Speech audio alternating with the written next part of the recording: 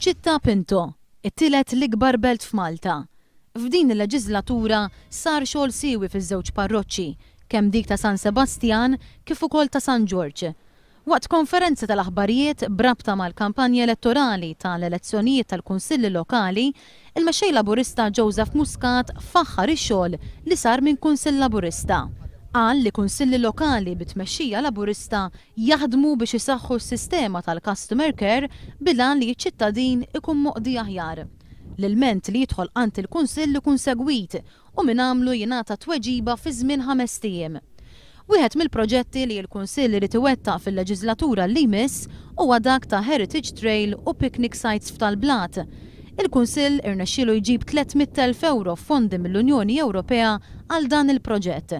Is-Sendku ta' Ħal-Qormi Jasmine Dakwilina tkellem dwar dan il-proġett kif ukoll dwar proġetti oħra li jrid jagħmel kunsill b'maġġoranza Laburista. Nirranġaw anke l-passaġġi ħitan tas-sejjieħ u ħassir ukoll picnic area.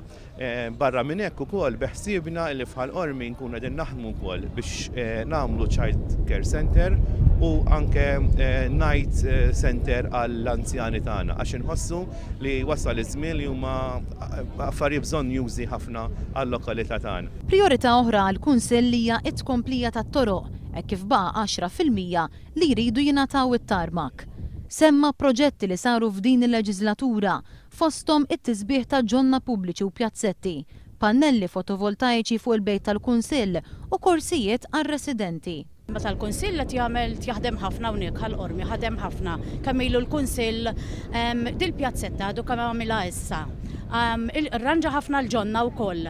Ħadem f'diversi oqsma fiż-żgħażagħ kull oqsma li jeżista Ħal-Qormi, il-Kunsill ħadem bil-għaqal, ħadem kollox bil-mod. Matul din il-konferenza ġew ippreżentati l-kandidati li se jikkontestaw għall-elezzjoni tal-Kunsilli Lokali f'Ħal-Qormi bil-mexxej Laburista Joseph Muscat jiltaqa' u jitkellem mar-residenti qriema.